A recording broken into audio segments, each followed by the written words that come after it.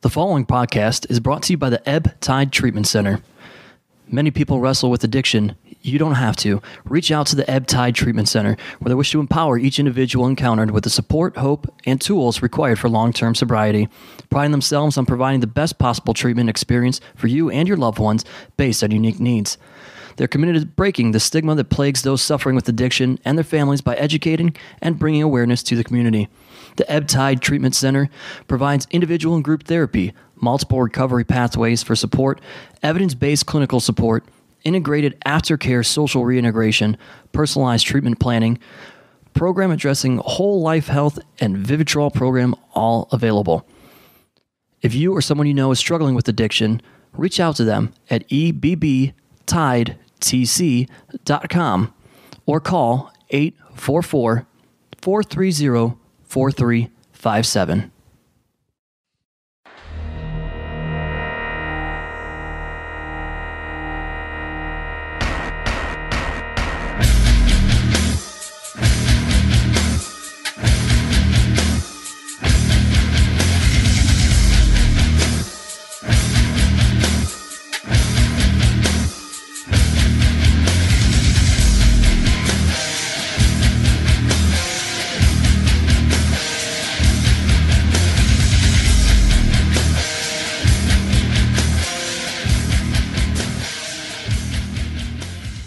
Hello once again, everybody. Thanks for listening to AIW's The Card is Going to Change. Before we get into this week's episode, as always, I want to give a shout out to our sponsors that help us bring the show to you for free each and every week. Firstly, thanks to Angelo's Pizza. They're feeding us here as they always do while we record, and they, of course, bring pizza to you at our live events at Mount Carmel. If you want to try more of their pizza or anything else on their menu, it's all delicious. Head to Angelo's on Madison Avenue in Lakewood, Ohio. And thanks to Smart Mark Video, they record all of our live events. And if you want to relive any of those or watch them for the first time, you can purchase that on DVD or digital download from smartmarkvideo.com. And additionally, head to powerbomb.tv, sign up using the code ABSOLUTE, and you will get a 20-day trial for free. And then stick around and just keep watching the shows that we put out there from the AIW archives. And as always, thanks to Jack Prince, who helps take care of all of our printing and graphic design needs. They can do all of that and more for you, whether it be banners, t-shirts, business cards, flyers, everything and anything. For all that they have to offer, head to jackprince.com. JAKPrince.com. Oh, yeah. And that voice you heard is none other than AIW owner John Thorne. We're going to be joined on this episode by the Bone Collector, Dominic Guarini, and of now recent podcast fame, Mr. W.E.S. Barkley. Wes. And we are in the shadows of now both Headhunters, as they are on John Thorne's television. One was eliminated, though. Oh, it doesn't matter. No rules in the Rumble. The Headhunters are the Headhunters, Dom.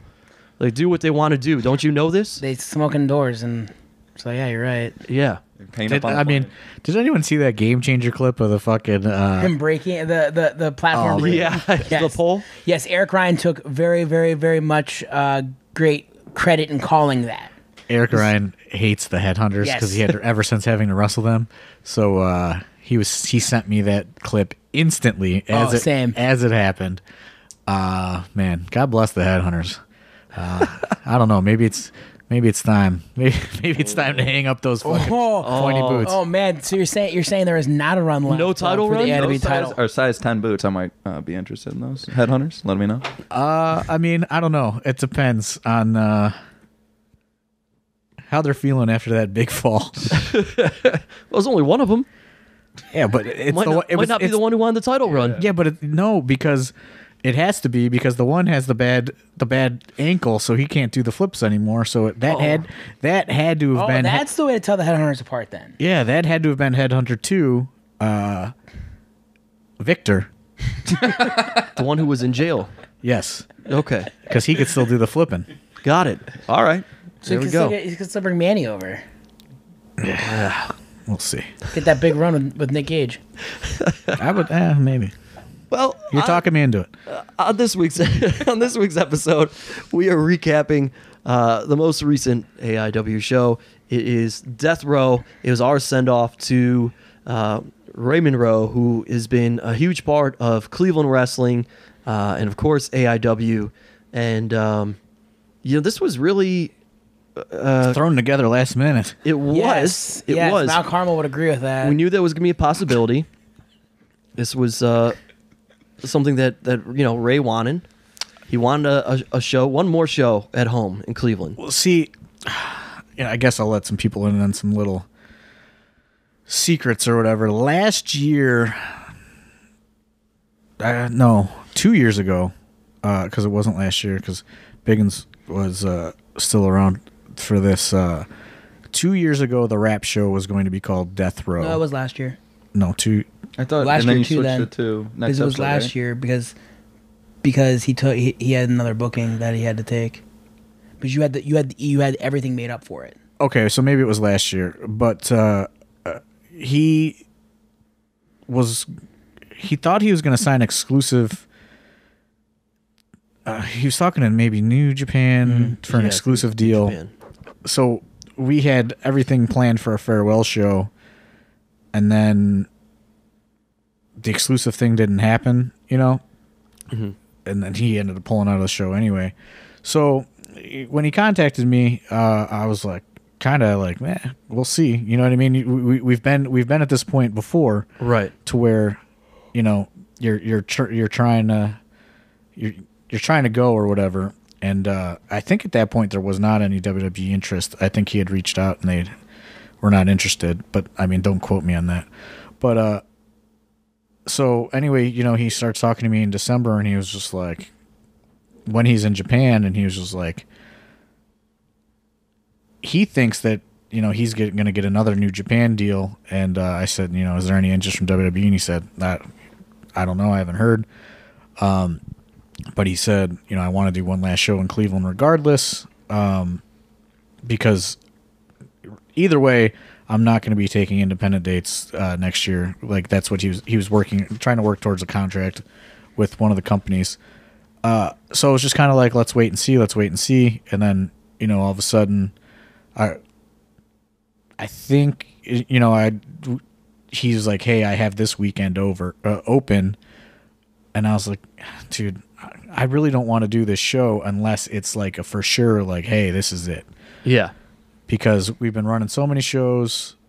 I really wanted to take January off, to be perfectly honest. Which we typically do. Yeah, and it's just like, we have this Tennille Dashwood show coming up, and we did these 2 shows in December that we've covered over the last few weeks. So it's like, I don't know, man. Like, if you're really going, let's do it. But, like, let's wait and see. So finally, it turns out, like, hey, WWE is interested. I think I'm going to WWE. So it's like, but there was even still some questions, which, I won't really expose what that is, but when Ray Rowe does his, like, farewell speech where he says, like, hey, I signed my contract on it was 16th or something. Said, yeah, it was like days before the show. Like, that's right. True. That was true, because there were some things to where the deal was close to not going through. But anyway, to where he thinks it's happening and things are in motion. I say, okay, let's do it. We booked it with 3.5 weeks notice. I think 4 weeks notice, and it was hard to put a card together. We decide, like, hey, let's let the the locals and the students shine on this one, and we'll give some guys a shot. But I'll let Dom discuss what he talked about at the top of this podcast, how Mount Carmel was unprepared. Mount Carmel was obviously quite purposely unprepared. As we arrive at the mandated time that we have been given by Mount Carmel, 3:30 p.m. Mm-hmm. No one is supposed to be on the premises, ring crew wise, until 3:30 p.m. So after enjoying a nice Vietnamese meal at Min Ah with the rest of the boys, you guys love the Asian cuisine on show day. Yeah. Little chicken hibachi, Does it make you feel like you're going to become Japanese wrestlers or something? Yeah, I think so. Well, yeah. For me that night, it had to. Just eating Asian food, just eating towards your goals, huh? Philly Collins pounding back some spring rolls. Yeah. So we get to the school, and I noticed that there's still a very large collection of kids in the gym at 3:30, and I'm like, man, this is weird. So I continue to watch these kids. It's about 3:45, 3:50. These kids aren't going anywhere. There's basketballs out, and I officially look at, I believe it was, I'm trying to think of who was there because Dr. Dan was not there yet again. I forget who I looked at. Maybe it might have been Worldwide making his return to ring crew after missing it in December via family issues. And I said, well, I guess I'm going to have to go talk to the coach and see what the deal is. And I go to the coach, and she goes, oh, are you all the wrestling people? And I said, yeah. She goes, well, they never told us what time we were going to be here, so we didn't cancel practice today. Oh. So it was then, I was like, well, we have a show, I said, and we have a very strict deadline. We have to meet to get all of our stuff set up. And she asks, what we could do. I had a couple of scenarios pop in my head. One was Gary the King Baller was with us, and I thought maybe he was going to have to play his kids in one-on-one. For whatever reason, I thought maybe that wouldn't be fair. I like it. We bartered, and she gave us half of the court. I said, we're going to set this ring up in the middle of the court. You can use what you can have, but we need the court. We've paid for this. Yeah. She understood, and we started setting the ring up, though that did throw our entranceway guy off by about 2 hours off of what he normally would have been. Otherwise, though, Mount Carmel just did not relay the message, and of course the money had to be paid quite early, as always. Yeah, exactly. Those churches, man. It's a racket. Jesus they needs his keep money. putting up new posters every week. I don't know. Yeah. Pre-game prayers, post-game prayers, Jesus being held. Yeah, it was still there. Yeah, it's still there. Still there for January. I thought it was just going to be like a Christmas thing, but still there mid-January. I mean, do we want to get into me yelling at everybody again? No. Well, I do, because I referenced this 2 weeks ago. We talked about, so then the ring's going up. Everything's finally, we're close. And right as I walk in, I told you guys 2 weeks ago, turnbuckles was going to be an ongoing thing in the coming weeks with Dom Guarini. Here we are again, Dominic Guarini screaming at everybody about turnbuckles. Very emotional as always. It comes down to, we're setting the ring up, and they go, oh, I noticed that they're taking the ropes off. And I said, guys, what is going on? And they said, oh, well, we're one turnbuckle short. And I go, guys, how can we be one turnbuckle short when we just did the show on the 29th and we did the ring rental for UXWA last week and there was enough? And no one had an answer for me. I then decided to just snap and yell to the point where everybody got very quiet in the room.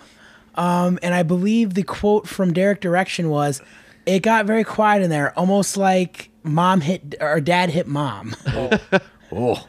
Well, none of that happened at AIW. Yeah, none of that did happen, but it all worked out. Pedro came over. He gave me a nice big hug. Pedro, the original king of the ring crew. Yes, yeah. Pedro came over, gave me a nice big hug. He goes and gets a ratchet strap and just makes his own turnbuckle. Yeah. Yep, calmed me down, took our turnbuckle, pat on the bottom, made it work, and we were good for the day. He literally just took a thing that is not meant for a wrestling ring and just ratcheted it together in 2 seconds. Yeah. And it goes, I fixed it. And I go, what'd you do? He goes, I got this strap out of my truck.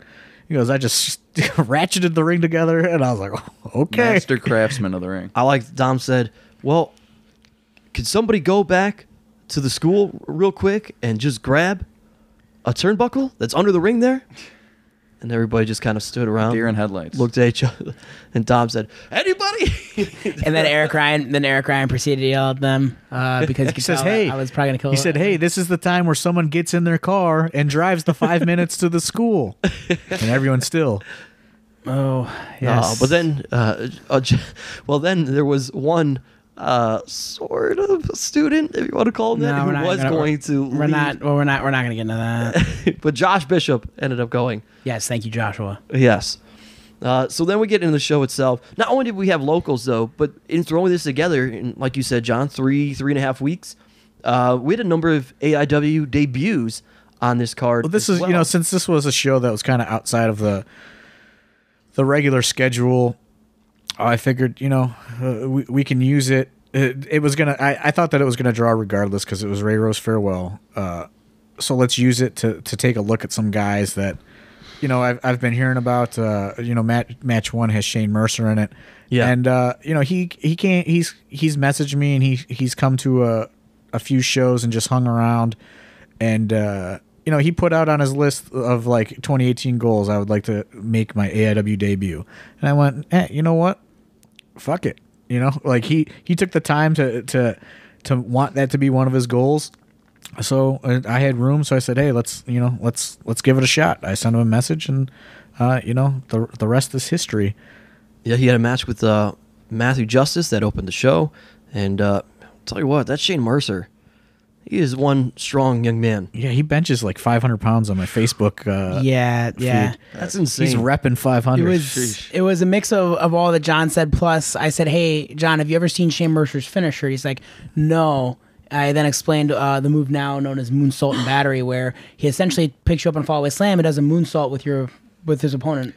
Even Matthew Justice was like, "Fuck, that guy's really strong." Because like, I'm kind of a bigger guy for the Indies, and he was just fucking throwing me around like nothing. Yeah, he's one of those guys you look at and you're like, this guy has muscles in places. I think Shane Mercer. Muscles. You know, I think the next year, 2 years, Shane Mercer is definitely going to turn into a major player in independent wrestling. You know, he's still got some things to work out, but he's definitely on the right track.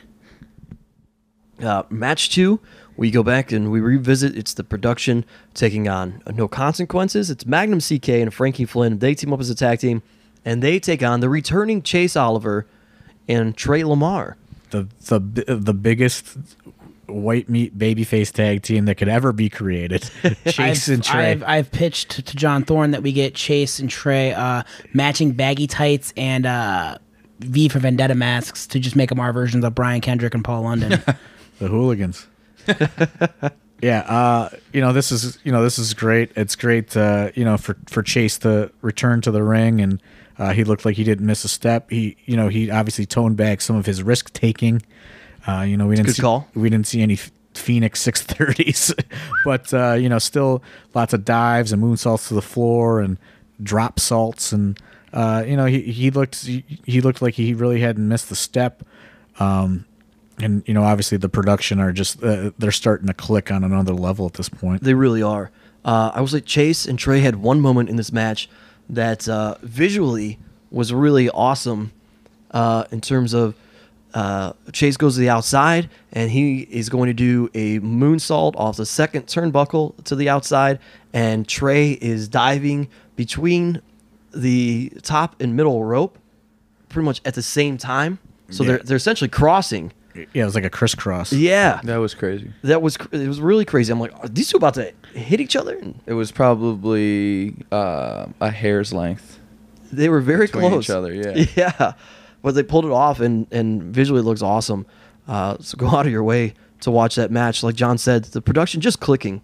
You know, it's like you put these guys together, and they just get it. It's a credit to, you know, their just desire to be something in wrestling. I think. Yeah. Above all, you know, they just it was an idea that I came up with, and it's just it's exceeding all expectations right now.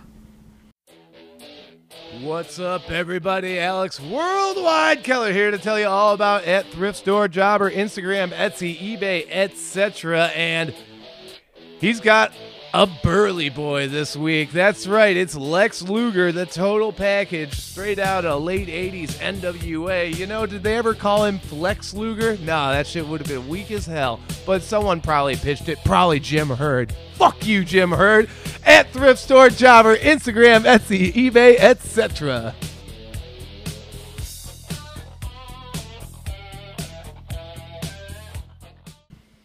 Next match, more tag team action. We've got the new tag team, The Party Never Ends. It's Big Twan Tucker, Party Parker Pierce, and they take on the Weird World. Upset of the century here. Yeah. Yeah. The Party Never Ends, picking up the victory. Bong and Beers.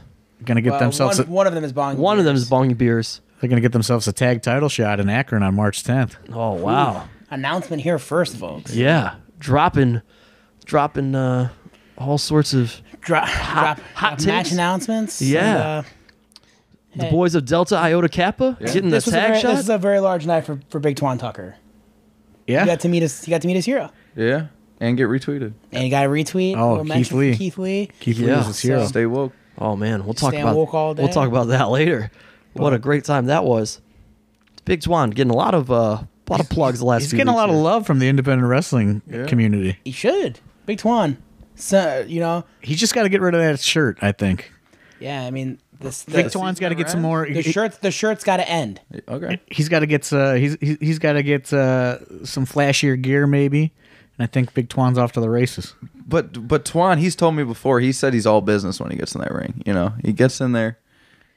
Yeah, he's just got to pop that. He's got to pop that top though. Right. He's got to pop that top off. I think you're right. You're right. He had it off at Manor, and I think the music links there. Yeah. Yeah. All right. Well, next match we go Malcolm Monroe III and Jonathan Wolf. These are guys we've seen these guys before. I think this match even was in the Back to the Future Cup 2017. This is a rematch. Like I said, it's this is one of those things where we had some time to use some talent that's kind of like on the outskirts, some talent that would be normally regulated to WWF Velocity. Sunday Night Heat. Sunday Night Heat. Guys that are great. They just haven't found their way onto the main shows a lot. So these guys are both very capable. They work very well together. And they went out and they did fucking everything that you can imagine, and more. I just think, they're still relatively unknown, and the more they get known, the bigger those reactions will get for those guys. But they are both very, very talented. Next match we roll into, once again, No Consequences and the production going off against each other. Gary the King Baller, Joshua Bishop, AJ Gray teaming up this time, take on Colby Red, Derek Director, and the stagehand Eddie Only. This one could have been better. I'm just going to say that. It could have been better. I think all involved know it could have been better. They felt that way after their and like I told them, hey, you're not hitting a home run every time you step up to the plate. You're just gonna have nights that don't click, and that's just part of the game. And you got to just use it to your advantage and use it as a learning experience. I'm not gonna lie and say this match was gonna be the match that's gonna sell this DVD or make you watch it. They try a lot, and just the timing and just some things just weren't coming together for them. Yeah. I didn't see. I honestly, to be honest, the DVD's not out, and I haven't seen it yet. One of the things I said to the younger guys afterwards that it's kind of like a building and learn from, I think, is the crowd at this point expects a lot of a spot fest from No Consequences. They didn't get that here, and so I think that those guys didn't get the reaction that they're used to from the crowd because of that. And kind of what I said, I was like, look, it's probably a better bet to not make every match a huge spot fest for yourself, but now you need to find a way because of that to get the crowd into you. Yeah, they just got to figure out ways to connect. Yeah, aside from doing all sorts of crazy. And I think the No Consequences guys, they're gonna run into a problem to where when this runs its course, a lot of them don't have a character to fall back on. And I think that's going to be kind of the next step for those guys to evolve as wrestlers as a whole. Is they gotta figure out how to be complete packages. They work well together, but they cannot wrestle every match together forever. Mm-hmm. They've got to start telling the stories more so. It's kind of the tale of two factions, really. Like you just said, the production they know how to work together and they understand who they are, and they don't do anything too outside of the realm of their skills. They all have characters. Each of them, as Bruce says, they all have a role. Mm-hmm. There's a director. Yep. There's a stagehand. There's a lead. There's a supporting lead, and and then there's the method actor. So everybody's kind of got what they need to be down to a T, and that's where the No Consequences kids are just kind of all, hey guys, we're new, we do cool shit. Yeah. And they got to find them. All those guys have to find themselves. Well, I think Trey and Chase are going to be the generic babyface tag team for the next 2 years. likely. Like I said, I still think that we just need to, Kendrick and London them up for a little bit. But no, I mean, it's like you said, it's kind of the tale of two different factions. But I think all those kids will be fine. These kids have all gotten, like, the No Consequence kids have all gotten such great chances, early to work with amazing talent. So just hope that those kids, especially this is something that I preach to them at the school, is like, hey guys, talk to the vets still, even the vets you don't wrestle, get advice from them, because some of these guys are going to need characters. Like I talked to Josh Bishop to talk to Tracy Williams, because Tracy Williams was a character and then he became Tracy Williams after he was said character, in another company. Mm-hmm. So, finding that transition would be good for him, but it would be a reverse of he needs to go from just this guy to this character now. Yeah, makes sense. The next match... Maybe we'll toss a dentist gimmick on one of them. The next match we go into, another AIW debut. Dom Guarini, you get the honors in this one. Matched up with Juice Robinson. Juice was a guy that the day he got fired, this must be the most well-liked guy on the planet. The day that he got fired or he quit WWE, I got so many texts from people that work in the WWE that I need to book him. Kevin Steen, Corey Graves, the list goes on of people saying, like, you gotta use this guy. And at the time, I just didn't have the means to do that. As far as, flying this guy in and paying him, financially, it was just not something that we could do at that time, to take a risk on. He was relatively, even though he was in NXT, relatively still kind of unknown. It's before NXT really, really started hitting. Yeah. So, he's a guy that I've been in contact with since, he's left WWE, and he went to Japan and he's reinvented himself as a performer. And, admittedly, I don't watch a lot of New Japan, but, I have people like Dom and Worldwide who Gary the King Baller, massive New Japan fan, who follow it quite closely. And, I saw that he was back in America. And, I said, hey, what would you guys think about adding this guy? Because, I wanted to add some cool stuff to the show, even though Ray Rowe was definitely going to sell it. I thought there was an opportunity to try some stuff out. And Gary the King Baller especially was like, yeah, Juice Robinson has had a really good 2017. I think it would be a good move. So, I figured let's book him and let's see, what Dominic can do with him. I also think that's a good... Because it's the Ray Rowe show, you've got that New Japan connection there, and those guys have known each other. Well, that's actually... So the email that I had for him stopped working, and I texted Ray the day of Wrestle Kingdom, and I said, hey, I'm trying to get a hold of this guy. I think the email doesn't work. So he got me, an updated form of communication with him, and... we worked it out from there. But and for someone like Juice, it's difficult because Juice has no social media at all. He used to, but he got rid of it. Yeah, he got rid of it. He told me, at least post-match, he said that he enjoys not having social media because it kind of makes everything easier for him in life. Liked it. So what was your experience here, Don? Man, it was great to get the chance to work with a guy who's, worked in the variety of environments that Juice has, whether it be, his time in NXT to his time in, New Japan. We talked through a bunch of stuff, putting the match together, and it was just cool in that regard, to kind of see, like, he was really shocked. I had a list of ideas from watching some of his matches, and he was extremely impressed by that. And just like, he just was real good at teaching me moments and where to place things and, where things were. And my God, does he hit very hard. I was just gonna say, he hits real hard, huh? He hits real hard. I made probably the biggest mistake I ever made. I said, I'll have you give me the Alabama Slam. And he looked at me and says, are you sure? And I said, yeah. Yeah. I will refer to this as my first and hopefully my last Alabama Slam I will ever take. Yeah, it looked like it hurt. I was hurting for you, man. So bad. But no, it was great to work with him. Deceptively big. You don't expect. He's very tall. He's so tall. He's very tall. But I know, like, a lot of people had this, like, preconceived notion that he was mad after the match because he... That's what I was going to say. Let's set the record straight here. Let's set the record straight here. Juice wrestles in Japan. In Japan, you don't pander in the ring after you lose to, get this reaction. You go right to the back. Yeah. And that's what it was. It's a contest. He lost, and we talked after the match, and he said no. He said everything was great. I loved it. So to squash those rumors of everybody who thought he was mad about something in the way the match went, everything went off as we planned it. Minus there was the lariat where he hit me in the head first, and then he came back and hit the second. But otherwise, everything was fine.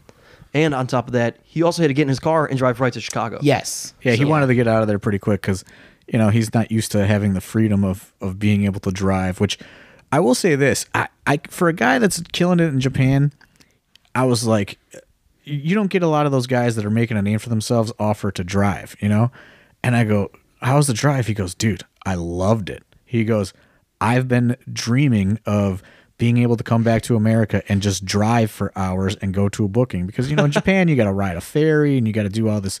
You got to get on a bus and, you're just kind of like, there's so much tedious traveling in Japan. And he goes, it was so great to just get in my car and drive 6 hours alone and just like get back out on the road. I couldn't believe this guy was so excited to spend a 12-hour round trip in a car to be perfect. But he was like, I loved it so much. He goes, I cannot wait to come back and do it all over again. He was a very nice guy to deal with, on an interpersonal level there. And yeah, I'm hoping that, between these New Japan dates that, that he can make another return to AIW, because I think most of the crowd enjoyed everything he did. So yeah, and that's size, man. I'll tell you, I'm sitting there watching that match between you guys, and I'm sitting next to Wayne Palmer, of course, and I just looked at him and I said, Wayne, I go, that's what a pro wrestler looks like. Oh, thanks. Thanks, Steve. I felt like I had a Vince McMahon moment. No, but there's just like, he looks like a star. Exactly. Yeah, he does. You know what I mean? Like if you're growing up watching, like as we have Royal Rumble on now, and you look at sizes and certain body types, like Juice Robinson is that. Yeah, he pops off the screen. He's tall. He's got the great tan. Got the hair, the dreadlocks. He's got a look. Yeah, he's got a great look. He's got the crazy tie-dye gear at this point. Right. And I always say, man, wrestlers, go out of your way and invest in your gear. You want to look the part and look good. Like Juice Robinson, I think, is a great example of that. Yeah. I mean, I think that's one of the things that like depresses me more than anything about, what I do, is that I didn't get to do this whole cool gear designing process. It was kind of like throw up me a pair of shorts and it's what you got to roll with. I mean, that's your gimmick though. I know. So that's what I said. Suits you. Yeah. I got some Versace tricks up my sleeve, but I don't mean to turn my for WES. For WES, it makes that hot debut. I don't mean to toot my own horn, but yeah. The next match we go into here determines the number one contender for PB Smooth and Swoggle's AIW tag team titles.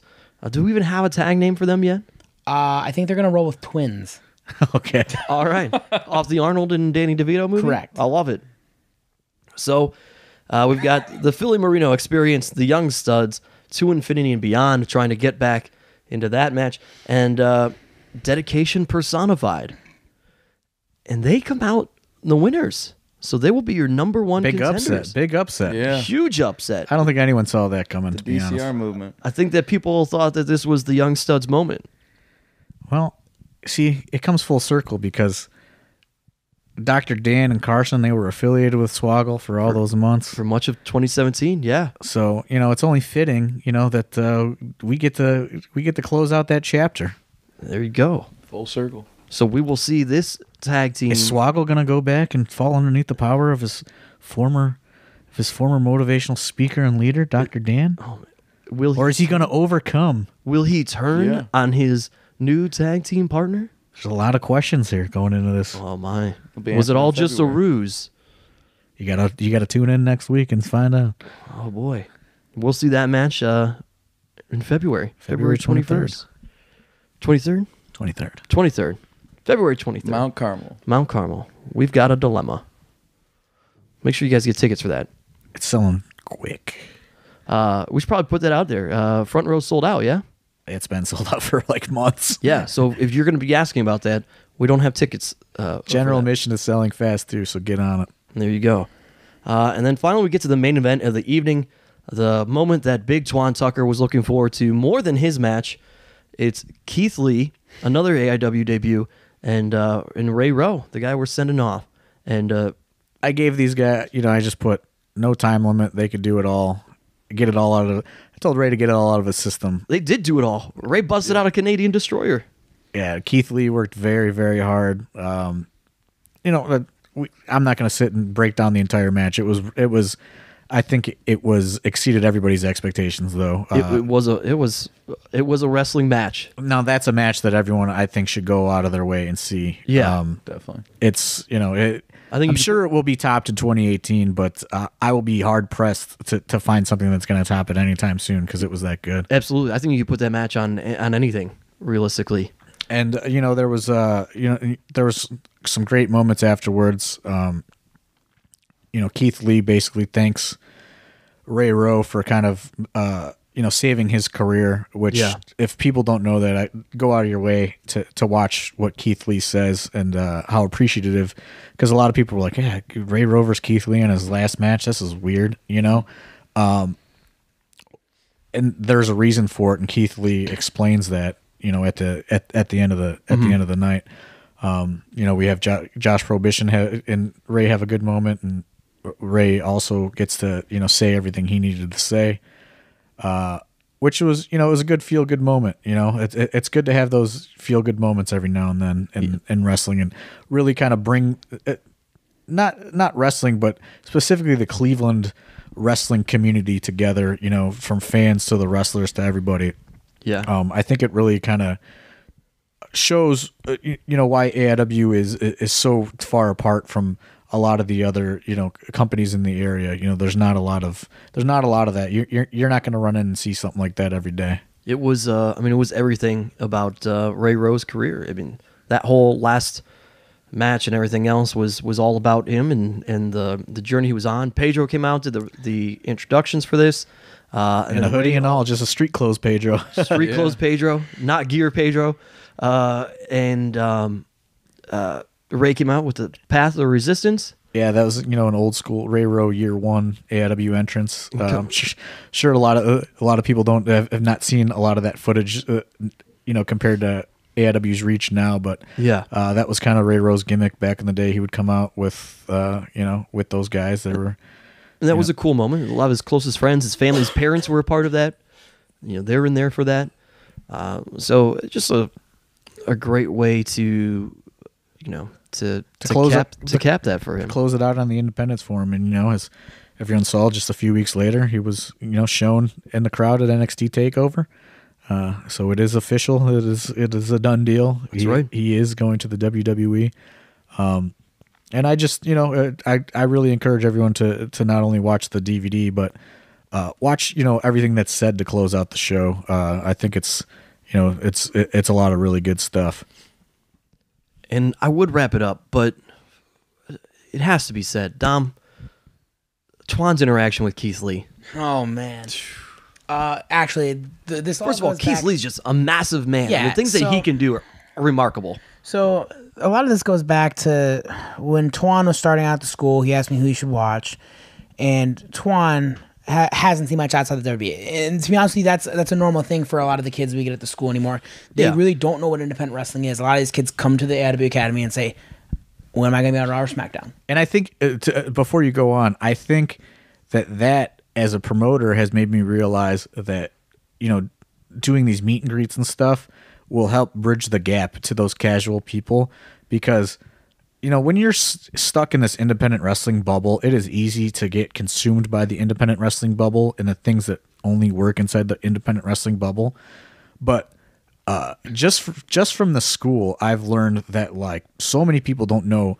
You can name the hottest independent wrestler on the fucking planet, and so many people walk into the school and go, "Oh, I know Edge," like what about Edge? Yeah. Finn Balor's the real hot one right now. Sure. So, before Dom finishes his story, that is kind of why I've been looking into doing more legends and meet and greets and just trying to bridge the gap, because it made me realize, being stuck in this bubble for so long, that there are people that don't know this fucking bubble exists at all.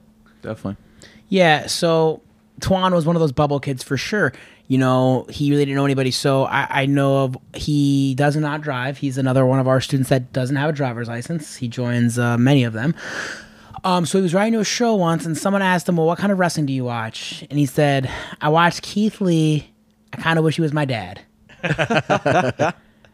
So from that point forward, I knew at some point that had we pulled off booking Keith Lee, that Big Twan was going to be very, very, very, very excited. So when we found out it was going to be Keith Lee versus Ray Rowe, Big Twan was very excited. And I just told Twan, I said, make sure. I said, go up to Keith, tell him you're a fan. I said, ask advice, because no veteran wrestler, unless they're a real, kind of stickler, is gonna not give you advice or a real dickhead. Yeah, there you go. Thank you. They're not going to give you advice or make you better, especially if you admit that, hey, like, I'm a big fan of you. So, Big Twan goes and did he tell him that he wishes he was his dad? I don't know if he did. That is unconfirmed. But he goes, talks to Keith Lee, he takes a picture with him, he tweets it. Some spelling errors in the tweet, but it's okay. It's okay. Big Twan's Big Twan. Keith Lee then responded to him. And he said, grind well, my friend. And I'm pretty sure 2018 can't get any higher for Big Twan Tucker. Yeah. He's ready. Sky's the limit for him now. Sky's the limit. I'm pretty sure I've talked him into going to the Keith Lee style gear of the biker shorts with no shirts. So we'll see. Keep your eyes posted. Wow. I mean, we've been saying he's just got to pop the top and he's good to go. Right. There you go. Hey, man, Parker Pierce both got to pop that top. Yeah, for sure. Well, stay woke. That's probably a good ending point right there. Yes, stay woke, friends. Keith Lee might be Twan's dad. I don't know. Who knows? That being said, hopefully you guys enjoyed this episode. Huge thanks to Ray Rowe for all his time at AIW. Again, as John said, go out of your way, watch this DVD, specifically that match, Keith Lee and Ray Rowe. But enjoy everything else. Hopefully you guys enjoyed this episode. We'll be back here next week for Dom Guarini, WES Barkley. Just say Wes. Well, you don't like WES anymore? I was saying it with the Jack Prince. It was like JAK Prince. It was I know. WES. Well, that's your thing now. Wes Barkley. You're WES Barkley. Wes Barkley. Nope. You're WES. Wesley Presley. WES. And John Thorne. My name is Steve Guy. We'll talk to you next week, everybody. Stay woke. Thanks.